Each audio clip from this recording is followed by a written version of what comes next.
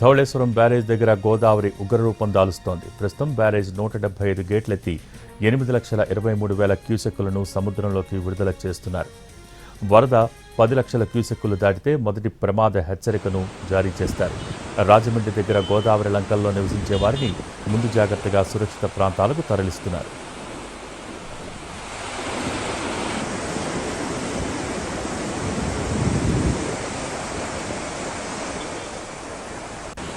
అటు అల్లూరు జిల్లా చింతూరు ఏజెన్సీలో శబరి నదికి వరద పోటెత్తింది. నీటి మట్టం 33 అడుగులు దాటింది. ఎడతెరిపి లేని వర్షాల కారణంగా సోకిలేరు, అన్నవరం, చీకటి వాగులు పొంగి చింతూరు, విఆర్పురం మధ్య రాకపోకలు నిలిచిపోయాయి. వాగులు దాటే ప్రయత్నం చేయవద్దని అధికారులు సూచిస్తున్నారు.